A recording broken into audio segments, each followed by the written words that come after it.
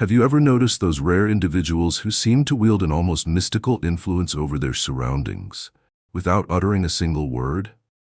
They don't demand attention, they don't plead for it, they simply step back, and in that moment of withdrawal, everything shifts.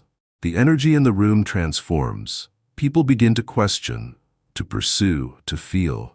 It's as if their absence speaks volumes louder than any words could. Now, imagine if you harnessed this power. What if you chose to pause before reacting? What if you opted for silence over the automatic response, for retreat over explosion? What do you think would happen? This is where the magic lies. When you stop being perpetually available, emotionally, physically, psychologically, the world around you is thrown into disarray. People are accustomed to controlling you through your reactions, your impulses, your predictability. But the moment you decide to withdraw, the game changes. Those who thought they had you figured out suddenly realize they don't know you at all.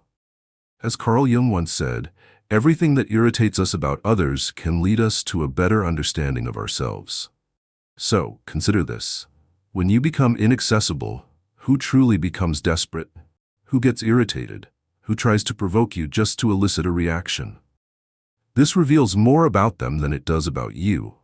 It reveals how much you've been unknowingly manipulated. You've been giving yourself away to please, to maintain peace, to avoid losing people who were never truly with you.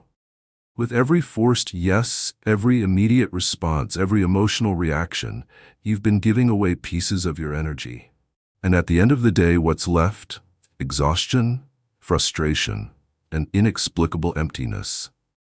But here's why. You've been too available to those who don't even deserve a moment of your silence. This isn't about turning your back on the world. It's about choosing yourself. It's about embracing what Jung called individuation, the process of becoming whole, authentic, and complete. This journey begins when you realize that silence can be more powerful than 1,000 arguments.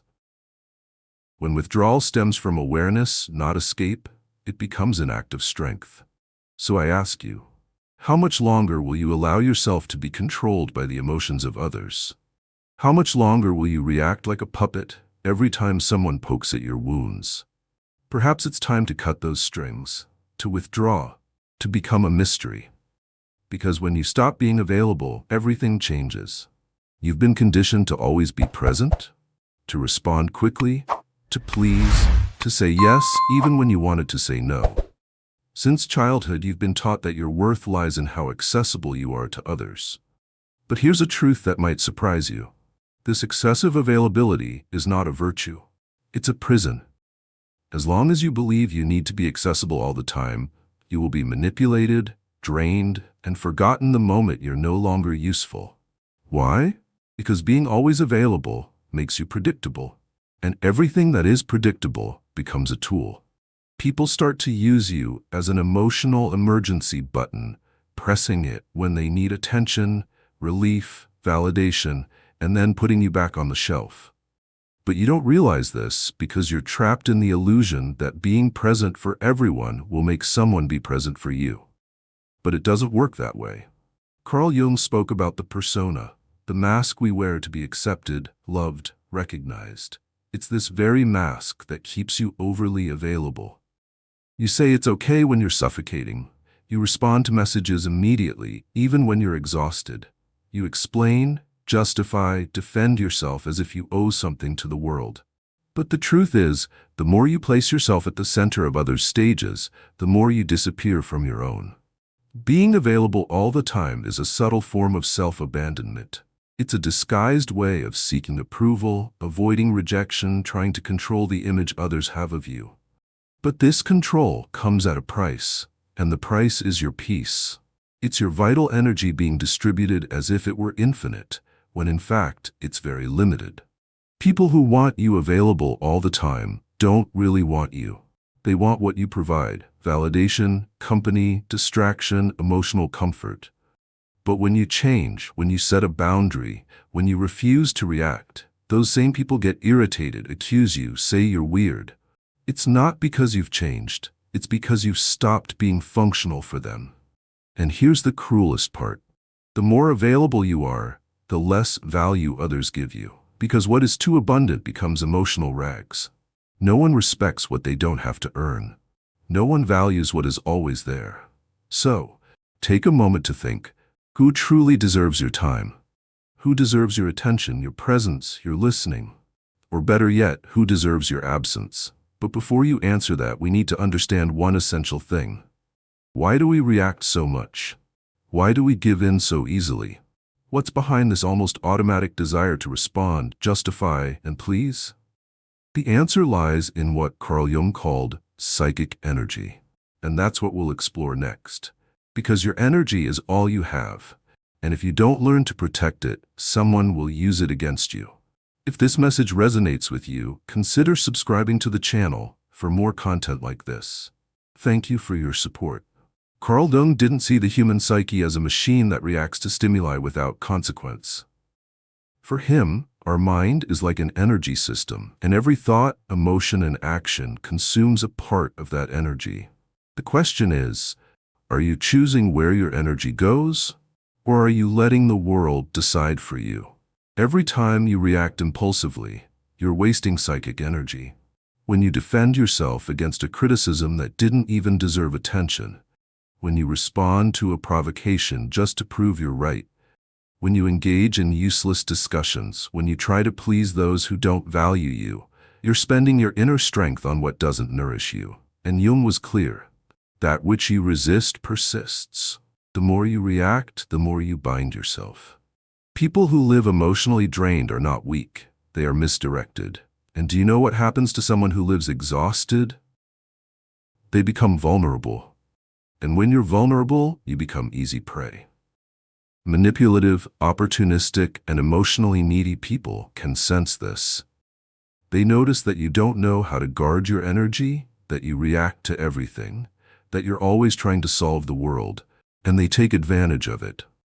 Jung said that a healthy psyche is one that knows how to keep energy within the system. This means knowing how to say no without guilt, knowing how to remain silent without feeling cowardly, knowing how to observe before acting. Because true power is not in reacting, it's in choosing when and how to act. And this is only possible when you know yourself well enough to recognize your own impulses. How many times have you lost sleep over an unresolved conversation? How many times have you spent hours ruminating on what you should have said, or trying to understand why someone treated you poorly? This is energy being drained without return. You're keeping alive ghosts that should have died long ago and feeding dynamics that only exist because you insist on responding. Psychic energy is like a force field. When well guarded, it creates presence. You enter a room and command respect without saying a word. But when poorly managed, you become invisible, reactive, fragile, and the world has no mercy for those who give in easily. Therefore, start observing your own triggers. What makes you react automatically? What makes you lose your center? These are the exact points where your energy escapes, and that's where you need to work, not to become cold or indifferent, but to be selective, to be sovereign over yourself. Here comes one of Jung's greatest revelations. When you conserve your energy, you break the projections that others place upon you.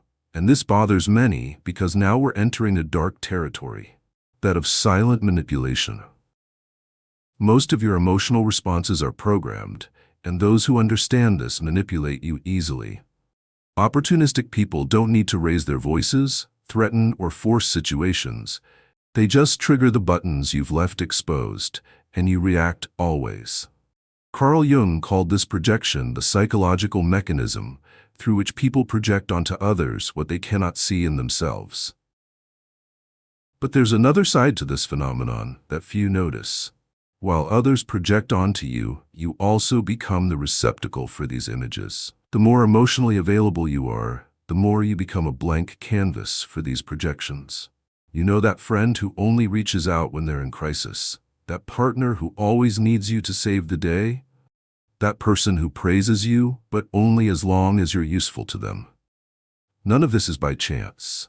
They're not relating to you. They're relating to the idea of you, to the role you agree to play. And why do you agree? Because you're afraid of disappointing, afraid of not being loved, afraid of being abandoned. The most effective manipulation doesn't happen in shouting, it happens in the silence of guilt. Your unavailability is a threat because it forces others to confront their own emptiness.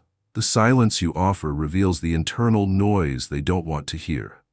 And then comes the attack, the criticism, the emotional drama, not because you're wrong, but because you stopped serving as a convenient mirror. Jung said, "We do not become enlightened by imagining figures of light, but by making the darkness conscious." When you withdraw, when you stop feeding the cycle, the other shadow begins to emerge. And this is unbearable for those who have always used you as an escape from their own inner turmoil. When you stop being the emotional crutch, the savior, or the source of constant validation, those who relied on you for these things are forced to face their own insecurities and fears. This is why they react with anger, blame, or attempts to guilt you back into your old role. They are not ready to confront their own shadows, and your unavailability disrupts the illusion they've built around themselves. But here's the truth. Their discomfort is not your responsibility. You are not obligated to maintain their false sense of security at the expense of your own well-being. Their shadows are theirs to face, and by withdrawing, you are giving them the opportunity to do so. This is where the real power of unavailability lies. It's not just about setting boundaries or protecting your energy. It's about creating a space for transformation, for yourself and for others. By refusing to engage in the same old patterns, you are opening the door to a new way of relating, one that is based on authenticity and mutual respect. As you continue on this path, you will find that your relationships begin to change. The people who are truly meant to be in your life will adapt and grow with you. They will respect your boundaries and appreciate the authentic connection you offer. And those who are not, they will naturally fall away, making room for new, more fulfilling relationships to emerge. This process of unavailability is not about cutting people off or being cold. It's about creating a life that is in alignment with your true self. It's about choosing to invest your energy in things that nourish you, that bring you joy and fulfillment. And as you do this, you will discover a profound sense of freedom. You will no longer be tethered to the expectations and demands of others. You will be free to be who you truly are, to pursue your passions, to live a life that is authentically yours. This is the gift of unavailability, the opportunity to reconnect with your essence, to rediscover what truly matters to you, and to create a life that reflects your deepest values and desires. So as you navigate this journey, remember to be gentle with yourself. Change is not always easy, and there will be moments of doubt and uncertainty, but trust in the process and in your own inner wisdom. Know that you are not alone. There are others who understand and support your journey toward authenticity and self-discovery. Seek them out, connect with them, and share your experiences. And most importantly, remember that you have the power to choose. You have the power to say no, to set boundaries, to withdraw when necessary. You have the power to create a life that is rich, meaningful, and deeply fulfilling. Embrace the power of unavailability and watch as your world transforms. Embrace the journey of individuation and discover the true potential of your own being. Thank you for joining me on this exploration of unavailability and its transformative power. I hope it has inspired you to reflect on your own life and the choices you make. Remember, the path to true freedom begins with the courage to choose yourself. If you found this message valuable, please like, share, and subscribe for more content that encourages self-discovery and personal growth. And remember, the journey is ongoing, so keep moving forward with courage and conviction. Until next time, take care and be kind to yourself.